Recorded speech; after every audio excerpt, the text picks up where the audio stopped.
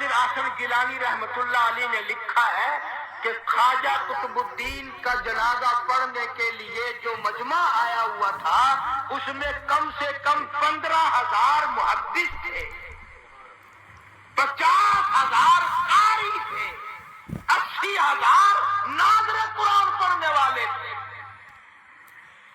Rail, motor, کار، ہوائی جہاز کچھ نہیں تھا، اتنی دنیا جنازہ پڑھنے آئی تھی۔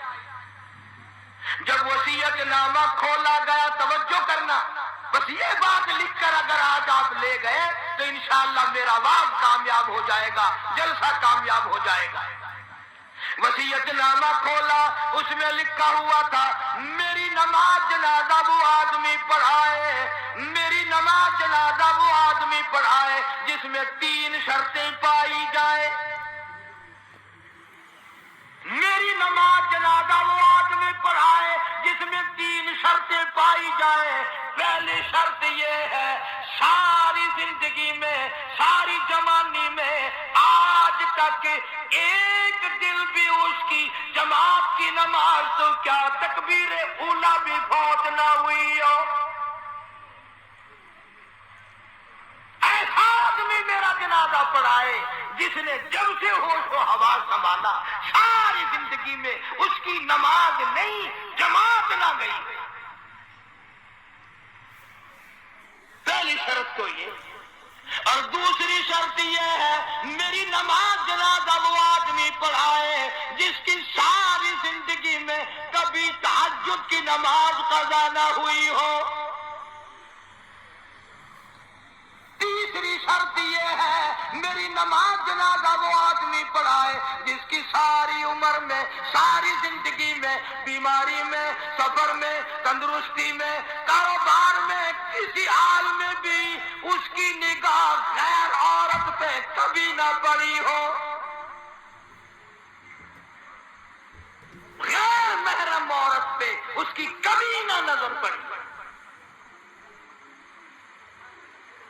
اب یہ تینوں شرطیں بڑی سخت، وصیت نامہ پڑھ کر سنا دیا گیا، کوئی آگے آنے کو تیار نہ ہوا، نہ محدثین میں سے، نہ مفتیوں میں سے، نہ قاریوں میں سے، نہ عالموں میں سے، نہ حافظوں میں سے، کوئی آگے آنے کو تیار نہیں۔ کیوں؟ سب کو یاد تھا بھی جماعت بھی کبھی نہ کبھی نکل جاتی ہے، تہجد بھی رہ جاتی ہے، اور دوستو سچائی کا زمانہ تھا اس لیے کوئی آگے نہ آیا۔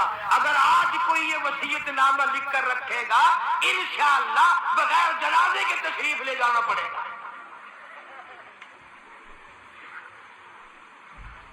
اگر آج کر ایسا وصیت نامہ بھی لکھو گے، ایسا ملا آگے آئے گا جس نے کبھی فرض بھی نہیں پڑے، وہ کہے گا چلو چھوڑو یار، اور نہیں اخبار میں فوٹو تو آئے گا۔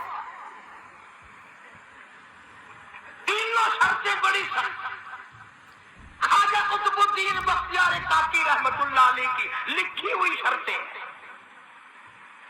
صبح سے لے کر شام ہو گئی، عصر کا وقت آ گیا، جنازہ رکھا ہوا ہے، خلقت خدا کی آئی ہوئی ہے، نہ کسی میں یہ شرطیں پائی جائیں، نہ کوئی جنازہ پڑھائے۔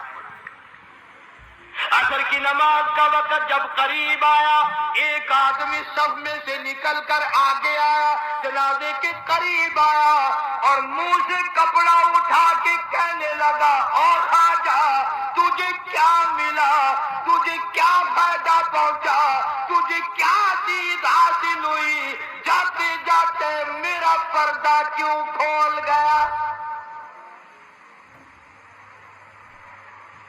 آج تک میرے رب کے سوا، تیرے سوا کوئی نہیں جانتا میں کیسا ہوں، آج تو نے میرا راز کھول دیا، میں سمجھتا ہوں کس کو لکھ کے گئے ہو، کس سے جنازہ پڑھوانا چاہتے ہو، مجھے پتا چل گیا تھا پر میں اپنے آپ کو چھپانا چاہتا تھا۔ او خواجہ مجھے دنیا میں کیوں ذلیل کر دیا؟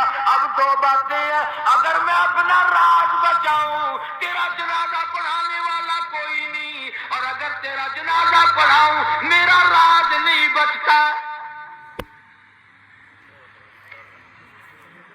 کون ہے آج میرا پردہ بچائے؟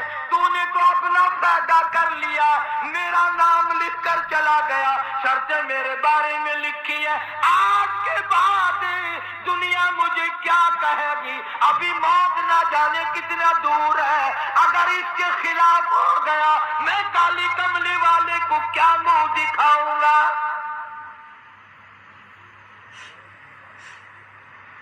صفے بنوائی، جنازہ پڑھا دیا۔ میں تاریخ کی طرف سے ذمہ داری سے کہتا ہوں، کسی نے اعتراض نہیں کیا کہ تیرے اندر یہ شرطیں نہیں پائی جاتی۔ اب جس نے جنازہ پڑھایا، تم یہ سوچ رہے ہوگے کہ پتہ نہیں کس خانقاہ کا ولی ہوگا، کون مفتی ہوگا، کتنا بڑا پیر ہوگا، کتنا بڑا بزرگ ہوگا، خدا جانے پہاڑوں میں رہتا ہوگا۔ نہیں، اسی وقت میں جب یہ خواجہ کا انتقال ہوا ہے، فوت ہوئے ہیں، اسی وقت کا حکمراں دلی کے تخت پہ بادشاہ کرنے والا خواجہ شمس الدین التمش۔ کبھی بادشاہ ایسے ہوا کرتے تھے کہ ان کی جماعت کی نماز نہ جاتی تھی، کبھی تہجد کا دانی ہوتی تھی، کبھی غیر عورت پہ اس کی نگاہ نہیں پڑتی تھی۔ آج غریبوں، مزدوروں اور ملازموں، تم سارا دن بدنیتی سے عورتوں کو تاڑتے ہو اور مرتے وقت